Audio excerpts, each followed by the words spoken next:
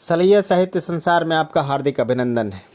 एक कार्ड 3 पत्र ललित निबंध से आपका खैर मकदम करते हैं। यह आया है फटे कोने का कार्ड कि वे मर गए और अमुक तिथि को होने वाले उनके अंत्येष्टि संस्कार में मैं सम्मिलित हूँ, क्योंकि मैं भी उनका अपना एक था। यह कार्ड एक सूचना था। कार्ड पढ़कर मन में विचारों की एक लहर सी आ गई। सोचा यह कार्ड एक सूचना है कि वे मर गए और सूचना है कि एक दिन मेरा भी ऐसा ही अंत्येष्टि संस्कार होगा और मेरे अपनों को भी ऐसे ही फटे कोने के कार्ड भेजे जाएंगे। मैंने उस कार्ड को पढ़कर रद्दी की टोकरी में फेंक दिया। ऐसे अशुभ कार्डों के साथ व्यवहार की यही परंपरा है। सोचा मेरे मरने के कार्डों की भी यही हालत होगी और उन्हें भी मेरे अपने इसी तरह फाड़ कर फेंक देंगे। कई अवश्य काम सामने थे, मैं उनमें लग गया और लगते लगते सोचा कि मेरे मरने का कार्ड फड़कर दूसरे भी इसी तरह अपने अपने कामों में लग जाएंगे। तन मन में बिजली का एक झन्नाटा सा निकल गया। क्या मेरी मृत्यु इतनी नगण्य है? तन मन में मलय पवन का झोंका सा खेल गया। जीवन में मृत्यु का स्थान इतना नगण्य न होता तो लाखों साल बीत गए कि मृत्यु अपने भयंकर जबड़ों में जीवन को चबा रही है, फिर भी जीवन ही जीवन चारों ओर क्यों लहराता। जीवन की यह इतनी बड़ी सच्चाई है कि विध्वंस से निर्माण महत्वपूर्ण है और संसार में भले ही जगह जगह श्मशान में हो, पर उसकी उल्लेखनीय और स्मरणीय चीज़ तो उपवन ही है। बंजर धरती पर हैं, रहेंगे भी, पर लहलहाते खेतों को छोड़कर उनके गीत कौन गाएगा? कौन है जो इस प्रश्न का उत्तर हाँ में दे? ठीक है, कोई नहीं, पर यह भीतर से उभरता आ रहा है एक पैना प्रश्न। तब क्या मृत्यु इतनी नगण्य है कि उस पर मनुष्य के मन में कोई भाव ही न उठे? कौन है जो इस प्रश्न का उत्तर हाँ में दे? संवेदना मनुष्य का एक सर्वोत्तम गुण है, क्योंकि इसी के गर्भ में सेवा और सहयोग का जन्म होता है। सेवा मनुष्य की उच्चता का मापदंड है तो सहयोग स्वास्थ्यता का, और ये सब मिलकर मनुष्य के पूर्ण व्यक्तित्व का निर्माण करते हैं। संवेदना का सर्वोत्तम प्रस्फुटन मनुष्य के किसी भी मृत्यु के क्षणों में ही होता है। तो क्या हम माने कि मृत्यु जीवन का एक महान दुख है और कहें कि वह नगण्य नहीं, वह एक अग्रगण्य तत्व है? लगता है हम उलझ रहे हैं, पर सुलझने की राह यह है कि हम यह जान रहे हैं कि मृत्यु के समय सारे वातावरण पर जिस दुख का धुआं छाता जाता है, वह दुख असल में क्या है? वह दुख असल में है जीवन का एक दुख बुझ गया। एक व्यक्ति जीवन के आनंद का उपयोग करने से वंचित हो गया तो मुख्य यह है कि जीवन मृत्यु तो एक दुर्घटना है और हमारी संवेदना उस दुर्घटना से पाठ लेकर जीवन को आनंदमय एवं स्वस्थ बनाने के प्रयत्नों की भावभूमि है। मेरे पुत्र अखिलेश की होनहार पुत्री अर्चना की अचानक मृत्यु हो गई तो मुझे बहुत से बंधुओं के पत्र मिले। उनमें 3 पत्र संवेदना के 3 रूप अपने से समाये हुए हैं। वयोज्ञान वृद्ध भी स्वामी सत्यदेव परिव्राजक ने लिखा, जब कोई बच्चा मर जाता है तो उसके लिए कोई बड़ी प्रसन्नता मनानी चाहिए, क्योंकि प्रभु बोझ हल्का कर देते हैं। माता पिता की जिम्मेदारी कम हो जाती है। आनंद का मूल्य अनासक्ति है। वीरता, बलिदान और आदर्श के चारण श्री रामचंद्र शर्मा महारथी ने लिखा है कि अखिलेश के दुख की कल्पना करता हूँ, पर कृपया उसे स्मरण करा दें कि वह प्रभाकर की संतान और महारथी का बच्चा, उसके जीवन में दुख और निराशा के लिए स्थान कहाँ। दैनिक नवभारत टाइम्स के संपादक श्री अक्षय कुमार जैन ने लिखा, अजीब सी बात है कि आज सुबह जब मैं घर से दफ्तर के लिए चला, मेरे बड़े पुत्र विजय के देहावसान की चर्चा अनायास ही पत्नी ने कर डाली और दफ्तर से आकर पता चला कि आयुष्मान अखिलेश की मुन्नी के साथ भी इसी प्रकार की घटना घटी। ऐसे अवसरों पर प्रायः दार्शनिक रूप से चर्चा करने की परिपाटी है, पर मेरा तो अनुभव और धारणा है कि ऐसे अवसरों पर ही मानव के अंतःकरण के संवेदनशील तत्व प्रकट हो सकते हैं और उन्हें दबाने की कोई कोशिश नहीं होनी चाहिए। इसलिए संवेदना के 2 शब्द मैं आपको लिखने का साहस कर रहा हूँ।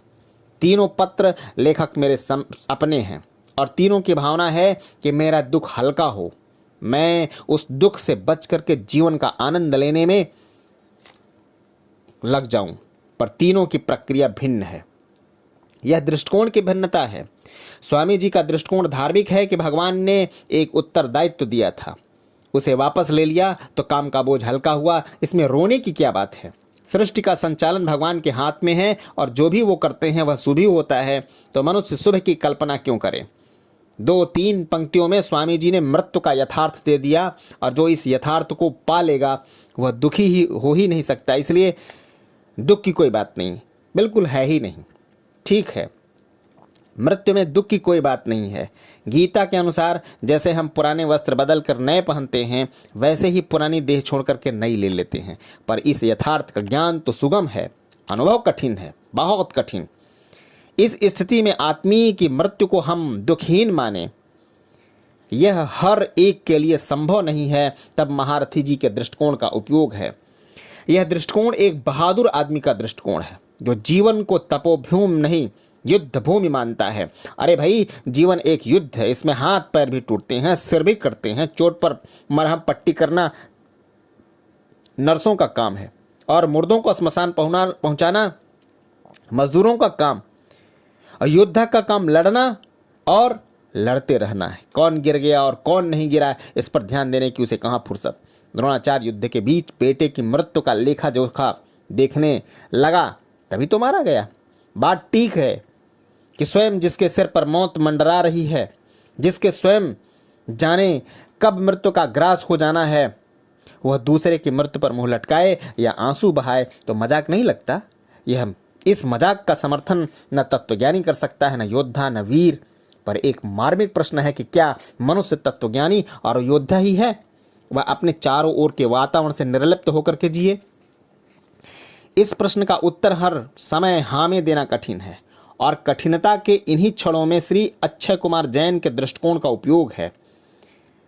अपने आदमी की मृत्यु होने से आज कै दुखी है, कल ख भी यह दुख भोग चुका है, इसलिए वह कै के दुख को समझता है, और उसका मानवीय कर्तव्य है कि वह कै के दुख को समझे और उसमें सम्मिलित हो। उसका दुख अपनी संवेदना देख करके घटाए बढ़ाए, और अपने व्यवहार से सिद्ध करे कि वह दुख की इन घड़ियों में अकेला नहीं है, उसके पड़ोसी, उसके मित्र उसके साथ हैं। यह जीवन का मध्यम मार्ग है। तू मेरा है, मैं तेरा का यह समझौता है।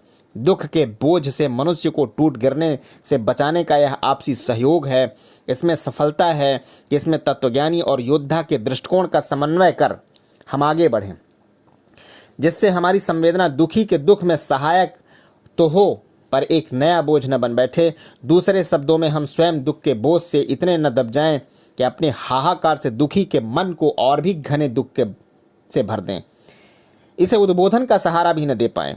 इससे एक खतरा भी है कि हमारी निष्प्रहता इतनी बौद्धिक हो जाए कि वह हमारी संवेदना की हार्दिकता को ही खत्म कर दे, और हमारा उद्बोधन एक पेशे और प्रचारक की टाएं टाएं रह जाए, या एक अभिनय ही। श्री कन्हैयालाल माणिकलाल मुंशी ने अपनी आत्मकथा में संवेदना के अभिनय का जो चित्र दिया है, वह शायद संसार के साहित्य में अनुपम है। उनके बुजुर्ग थे श्री अधू भाई काका, सब उन्हें सरकार कहा करते थे। बड़े प्रतापी पुरुष थे, उन्हीं की गाथा है। किसी के यहाँ मृत्यु होने पर संवेदना प्रकट करने के लिए यदि सरकार चले जाते तो बड़ी कृपा समझी जाती। श्मशान से आदमी लौटते और खबर मिलती कि सरकार आ रहे हैं, तो नौकर हाजिर हो जाता।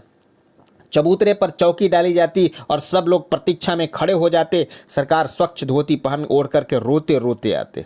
उनका मुंह लाल हो जाता, आंखों से अश्रुधारा बह निकलती। वे सुंदर शब्दों में मृत व्यक्ति की प्रशंसा करते, शंकराचार्य के वचनों द्वारा वैराग्य का बोध देते, और जैसे नाटक में राजा आकर के चला जाता है, वैसे ही तत्काल चले जाते। एक बार मैं उनके साथ गया और साथ ही वापस आया। अधू भाई काका की लगन देख करके मैं दंग रह गया।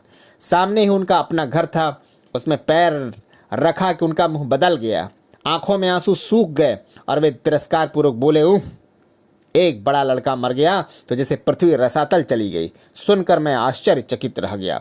जीवन में वेदना का भाव है, सुख की फुहार है तो दुख की कचोट भी है, और यह है तो संवेदना भी है। पर संवेदना की कसौटी क्या है? असली संवेदना वह है कि जिससे दुखी का दुख हल्का हो, वह उसे कुछ देर के लिए भूले। इसे समझने की आवश्यकता है। वेदना के घाव को भरने की शक्ति केवल समय में है। समय का प्रवाह धीरे धीरे वेदना को हल्की और सहज बना देता है, पर समय अपना काम धीरे धीरे करता है। तो दुख की चोट और समय की चिकित्सा के बीच की कड़ी है यह संवेदना, जो दुखी को प्रतीक्षा का धीरज देती है। इसके लिए जहां आवश्यक है कि हमारी संवेदना बौद्धिक या नकली न हो, यह भी आवश्यक है कि यह फूहड़ न हो। फूहड़ संवेदना क्या और कैसी? रहमान का बेटा गफ्फार छत से गिरकर मर गया तो श्याम सिंह संवेदना के लिए पहुंचा। रहमान बिलख कर रो चुका था और 2 दिन बाद आज बड़ी मुश्किल से उसकी पत्नी और बेटा उसे थोड़ी सी चाय पिलाई थी। श्याम सिंह ने आते ही गफ्फार की चर्चा छेड़ दी और खोद खोद कर उसके छत से गिरने, घायल होने, तड़पने और मरने की कहानी सुनी। रहमान के दुख का बांध फिर टूट गया और उसके घाव फिर से हरे हो आए। यह श्याम सिंह की फूहड़ संवेदना का फल था। संवेदना का काम दुख को दबाना है, दबे दुख को उभारना नहीं। हम घाव को सहलाएं, उस पर मरहम लगाएं, उसे टंकोरे नहीं, उधेड़े नहीं। पर इसका यह भी अर्थ नहीं कि वहाँ बैठे हम बार बार पान चबाया करें और महफिली फुलझड़ियाँ छोड़ा करें। हमारी सीमा वहाँ तक है कि जहाँ तक हम दुखी को अपने साथ ले सकें। हम दुखी को संवेदना दें, पर हमारी संवेदना नकली न हो और हमारी संवेदना फूहड़ न हो। जय हिंद, वंदे मातरम।